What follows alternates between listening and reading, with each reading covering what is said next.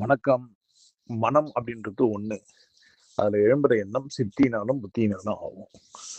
புத்தியினால எழும்புனாலும், சித்தினால எழும்புனாலும் முடிவு ஒரு இடத்துக்கு போணும். ஆனா 1 நோக்கி போகாம 2 நோக்கி போகுது அப்படின்னா, அது புத்தி மட்டும் வேலை செய்யுதுன்னு அர்த்தம். புத்தி சித்தத்தையும், சித்தம் புத்தியையும் ஆளும். புத்தி சித்தத்தை ஆண்டுச்சுன்னா, அறிவு அறிவு அதிகமாகி பிரில்லியன்ட் ஆகி வாழ வெட்டி ஆயிடுவோம். சித்தம் புத்தி ஆண்டுச்சுன்னா, உணர்ச்சி அதிகமாகி புத்திசாலித்தனம் பெருசாகி அப்படி ஆயிடும். சயின்டிஸ்டுங்கெல்லாம் சித்தத்தால் ஆனவர்கள். கடவுளுக்கு எது விருப்பமோ, கடவுள் இங்க என்ன கொடுத்துக்கிறானோ அதுல இருந்து பெஸ்ட் ஒண்ணு எடுத்துன்னு வருவாங்க. ஸோ கேள்வி கேட்கறது சித்தத்தினாலும் இருக்கும், புத்தினாலும் இருக்கும். ஒரு இடத்துக்கு நான் சித்தம் அப்படின்னு ஒன்று இடத்துக்கு நான் போயிட்டேன்னா எனக்கு புத்தின்றது வேலை செய்யும். ஆனா அது கீழே அடிமையா இருக்கும். ஸோ அதனாலதான் அவங்களுக்கு பேர் சித்தர்கள். இப்ப சித்தம் எப்போ எனக்கு வேலை செய்யும், நான் எப்படி சித்தம் மட்டுமே வச்சுருந்து புத்திசாலித்தனம் என் சித்தத்துக்கு அடிமை எப்போ இருக்கும்னா, நான் என்னை எப்போதும் மகிழ்ச்சியா வச்சுப்பேன். கொண்டாட்டம் எனது பிறப்புரிமை.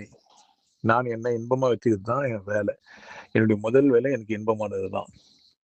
கிட்டாதாயின் வெட்டென வர என்ன அசிங்கப்படுத்துற ஒண்ணு எனக்கு வேணாம். கடவுளே ஆனா கூட அது எனக்கு வேணாம். ஏன்னா என்னை அசிங்கப்படுத்துறது கடவுளோட வேலையா இருக்கவே முடியாது.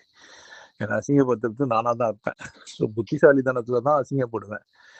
சித்தத்துல நான் அசிங்கப்படவே மாட்டேன். அப்ப நான் அசிங்கப்படுறேன்னா காரணம் எனக்கு புத்திசாலித்தனம் இருக்குது. என்னை ஜாதியில யாரோ சொல்றாங்கன்னா புத்தினாலதான் அதை சொல்றாங்க. சித்தத்தினால அப்படி இல்லை. எனக்கும் அவனுக்கும் ஒண்ணுதான்.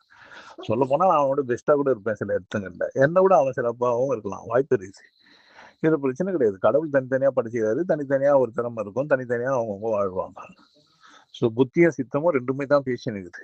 ஒரு குரு சித்தத்தினோட ஆனவர், அவர் கரெக்டா சித்தத்தின்படி பேசுவாரு. ஒரு சீடன் புத்திசாலித்தனம் இருந்தாலும் சித்தத்தினாலே ரெண்டும் மாத்தி மாத்தி பேசுவான். ஸோ சீடன் சித்தத்தோட பேசும்போது அவனுக்கு வேற மாதிரி ஆகும், புத்தியோட பேசும்போது அவனுக்கு வேற மாதிரி ஆகும், ஆக்ட் ஆகாது. ஸோ சித்தியும் புத்தியும் ரெண்டுமே சேர்ந்துதான் எண்ணங்களை எழுப்போம்.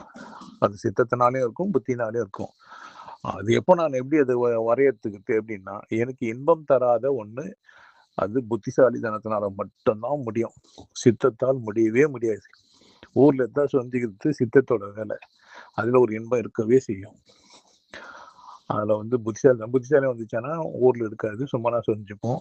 ஆசை இருக்காது, சும்மனா பேசுவோம். தேவை இருக்காது, சும்மனா பேசுவோம்.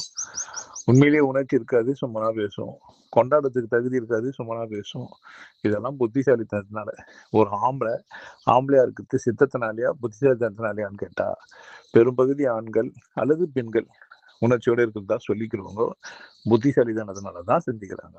ஸோ சித்தமும் புத்தியும் எப்போதும் வேலை செஞ்சுதான் இருக்கும். எனக்குள்ள பேசுறதே சித்தமும் புத்தியும் ரெண்டா இருக்கிறதுனால தான். நான் சித்தத்தின்படி ஆயிட்டேன்னா இறைவனை மட்டும் தான் நினைப்பேன். இறைவனை மட்டுமே நினைச்சிருந்தா வாழ்க்கை எனக்கு இல்லை. சாப்பிடணும், தூங்கணும், போகணும், மற்ற வேலை செய்யணும், சம்பாதிக்கணும்னா நான் அப்போ புத்திசாலித்தனத்தோடவும் வாழ்ந்துதான் ஆகணும். அப்போ மற்றவங்களை கூட பேச போக பழகணும். ஒரு அப்பாவோ அம்மாவோ அண்ணனோ தம்பியோ மாமனோ மச்சானோ சொந்தக்காரனோ பார்ட்னரோ நண்பர்களோ கூட சொந்தங்களோ யாரை கூட நான் பழகலாம், பேசலாம், போகலாம்.